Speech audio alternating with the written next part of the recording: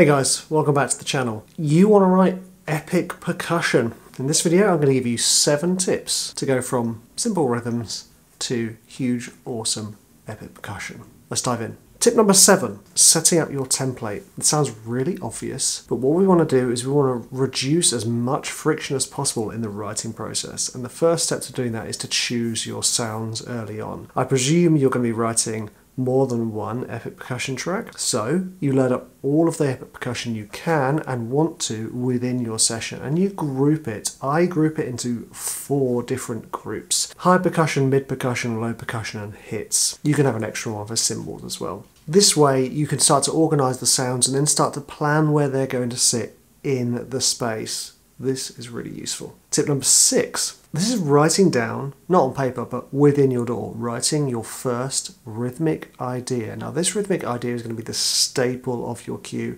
It can be simple, it can be complicated, but we just want to focus on creating one rhythmic idea. It could just be simple like ant, spider, spider, ant, something like that. Just get an idea down, because this idea is going to become the foundation brick for your entire track. Don't overthink it, just write something and then use that for the next step. Tip 5, sketch out your structure.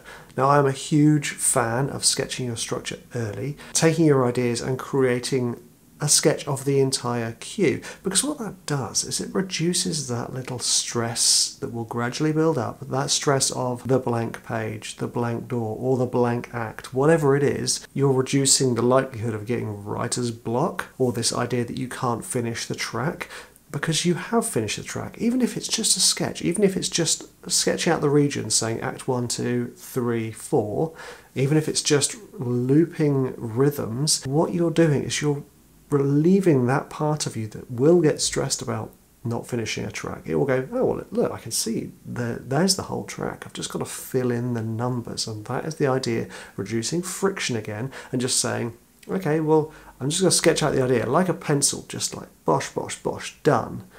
Now let's move on to the details. Tip 4. I haven't heard this phrase before until I interviewed Chris Davey on my Trailer Music Composers podcast, where he mentioned using ear candy within his tracks. I've been using ear candy, but I just never called it ear candy. And I love this phrase, it's really cool. So I always thought I just called it details, or like something to grab their attention. I never had anything cool to say it with, but ear candy, those sweet treats for the listener's ears. Once you've started writing your rhythms, you want to, and you're sketched out your track, you're starting to work on the details, remember to include little bits of interest. It could be fun fills, it could be found sounds, it could be interesting one-shots, it could be stop downs or breaks in the rhythm. Use these to grab the listener's attention and give them a little treat. And so often these type of things will become the thing that people love about your track. Like for me, I think about Roots, Bloody Roots by Sepultura. That drum fill, I love that drum fill. It's so simple, but it just, it totally does it. It's just winning. And that's what we want to do here. We want to create something that whoever's listening to your track will go, oh mate, dude, that's awesome. That's the ear candy you want to include.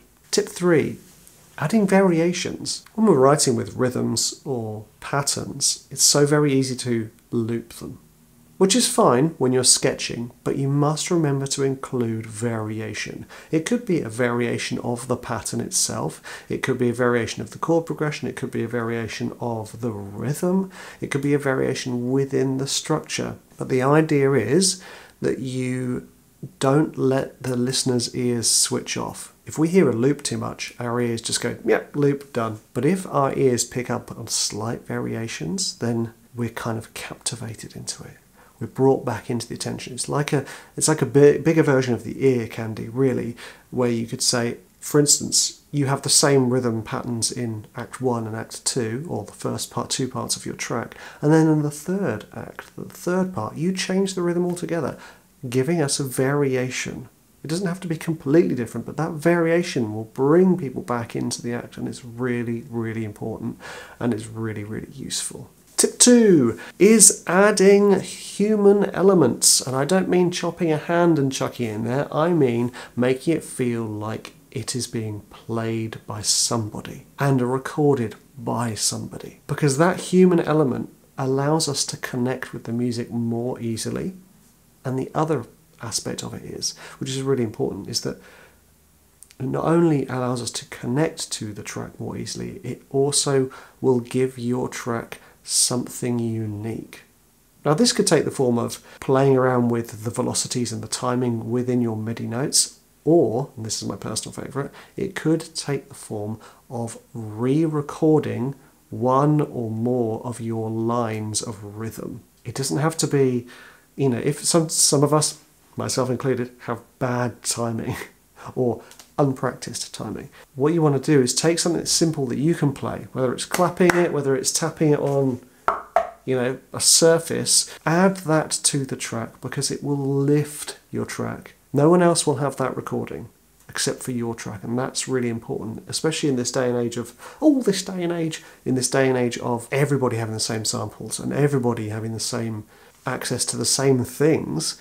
How do you make your track stand out? It's by adding the human element. Tip number 1, go big. In all of my years as a trailer music composer, and even in advertising, I've never been told that my music was too big. So you must remember that. Even when you're writing with just a percussion track, you must remember your track cannot be too big sounding. It can be too big sounding too early, so let's refine this a little bit. Go big in your 3rd and 4th act. Go huge. Remember to include those big sounds. And when you've worked with the sounds that you want, remember you've got those groups, the high, mid, low, drums and hits. Think about how to use those in the space to give our ears the sense of a massive space with massive drums, with massive rhythms. Everything's massive. This doesn't mean that you have to layer a ton of things. It just means you have to make your choices carefully. Big hits, using the layers of rhythms cleverly, and thinking about the space they're played in. So those are the 7 tips for you to take your epic percussion to the next level. I hope you enjoyed it, and I will see you in the next video.